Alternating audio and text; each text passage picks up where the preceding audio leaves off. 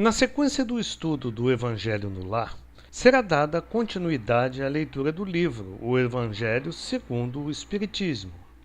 Para aqueles que estejam iniciando o estudo a partir deste vídeo, informamos que as orientações necessárias para a realização deste estudo em seu lar estão descritas no início do vídeo Evangelho no Lar 01, disponível neste canal. A seguir, apresentamos os procedimentos recomendados. Número 1. Prece inicial, simples e concisa. Número 2. Leitura de O Evangelho segundo o Espiritismo. Número 3. Comentários em voz alta, moderada e clara, conforme o seu entendimento. Número 4. Fluidificação da água através de prece simples. Número 5. Prece final, simples e concisa. Após o período de isolamento social, orientamos em nossa sede como fazer o estudo do Evangelho no Lar em 3 reuniões presenciais, sempre às terças-feiras, às 19 horas. Olá, meu nome é José Luiz, sou um dos expositores da Sociedade Espírita Ramatiz. Dando continuidade ao nosso estudo, vamos examinar o capítulo 20 do Evangelho segundo o Espiritismo, com a lição Os Trabalhadores da Última Hora. Vamos iniciá-lo, como sempre, com a prece de abertura. Amado Mestre Jesus, amigos e guias espirituais, aqui novamente em torno do Evangelho para o estudo de suas lições. Que possamos ser intuídos pelos benfeitores que aqui se encontram, para que possamos melhor entender aquilo que aqui estudarmos. E a Ti, Jesus, como sempre, pedimos forças para que vivenciemos esses estudos no nosso dia a dia. É assim que Te pedimos permissão para dá-lo por iniciado. Graças a Deus.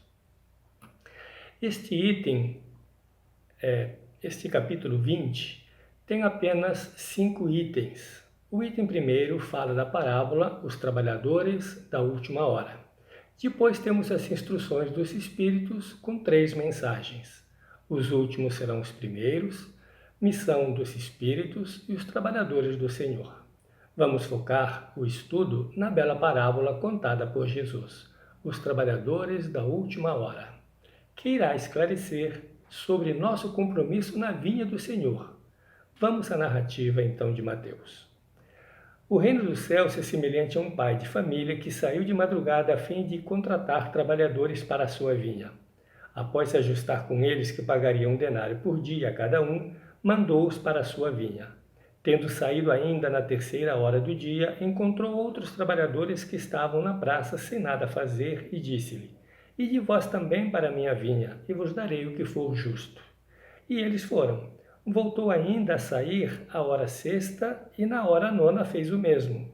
Voltando a sair na hora 1ª, encontrou outros que ainda estavam sem nada a fazer, aos quais ele disse: Por que estáis aqui durante todo o dia sem trabalhar? E eles lhe disseram: É que ninguém nos assalariou. Então ele falou: Ide vós também para a minha vinha.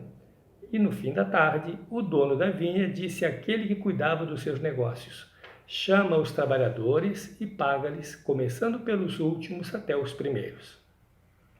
Aqueles que tinham vindo para a vinha apenas na hora 1ª aproximaram-se e cada um recebeu 1 denário. Aqueles que haviam sido os primeiros a chegar à vinha também se aproximaram e julgaram que iam receber mais que os outros, mas receberam apenas 1 denário cada um. Então puseram-se a falar contra o pai de família, dizendo: Esses últimos trabalharam apenas 1 hora, e vós lhe pagais o mesmo que a nós que suportamos o peso do dia e do calor? Como resposta, o dono da vinha disse a um deles: Meu amigo, não te causo nada de errado. Não combinaste comigo 1 denário pela jornada de trabalho? Toma, pois, o que te pertence e vai-te. Quanto a mim, quero dar a este último tanto quanto dei a ti. Não me é permitido fazer o que quero? Acaso teu olho é mau? Porque eu sou bom? Assim os últimos serão os primeiros, e os primeiros serão os últimos, porque muitos são chamados e poucos os escolhidos. Esta passagem está em Mateus, capítulo 20, versículo 1 a 16. E dizem os estudiosos que a interpretação das Escrituras tem 70 faces. e que cada uma delas revela verdadeiras pérolas de luz. Ou seja, podemos penetrar por muitos caminhos interpretativos, mas sempre com o cuidado de não ficarmos presos na letra. Aqui Jesus inicia a narrativa fazendo uma comparação entre um pai de família e o reino dos céus. E temos alguns dados interessantes. Notemos que esse pai sai em diversas horas do dia contratando trabalhadores. A jornada à época iniciava às 6 e findava às 18 horas. Então, primeiro ele sai de madrugada, ou seja, às 6 horas da manhã. Volta à terceira hora do dia, 9 horas, retornando à hora sexta, que era meio-dia. E na hora nona fez o mesmo, 15 horas, 3 horas da tarde. E por último, saiu a 1/10 hora, 17 horas. Percebemos aqui que os que chegaram à hora 1/10 trabalharam somente 1 hora, a última hora do dia de jornada. Bem, esse pai de família que sai a contratar é o Criador. A vinha é o campo do mundo, a família é a família humana encarnada e desencarnada. E ele combina uma paga diferenciada para eles. Vejamos. Aos primeiros ele combinou um denário pelo dia de trabalho. Aos demais, que foram para a vinha em outras horas do dia, ele disse que daria o que fosse justo, não estipulou nenhum valor. Esse é o que nos diz o texto. É através da encarnação que Deus convida os espíritos para sair ao campo do mundo, e seu trabalho é realizar seu próprio aprimoramento e também o aprimoramento da vinha. Isso fica muito claro na pergunta 132 do Livro dos Espíritos, quando Kardec indaga aos espíritos superiores: qual o objetivo da encarnação dos espíritos? E eles lhe respondem: Deus lhes impõe a encarnação com o fim de fazê-los chegar à perfeição. Visa ainda outro fim a encarnação, o de pôr o espírito em condições de suportar a parte que lhe toca na obra de criação, ou seja, o trabalho. Deus controla as horas. O tempo é de Deus e ele respeita o tempo de cada um, aguardando que o trabalhador esteja pronto para o trabalho, para a tarefa. Nós sempre ouvimos: quando o trabalhador está pronto, o trabalho aparece, não é assim? Pois é isso que Deus faz. Ele sai nas diversas horas do dia. E as horas aqui são épocas, ciclos, períodos diferentes.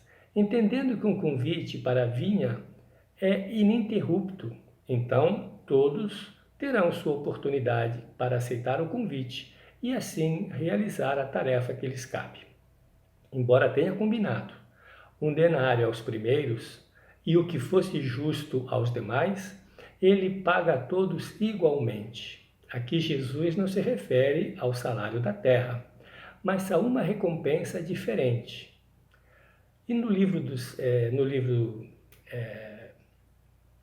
Nosso Lar, no capítulo 22, André Luiz nos fala sobre essa recompensa, quando ele cita os bônus hora. Se pudermos ler, vai ser muito interessante. Nosso Lar, capítulo 22.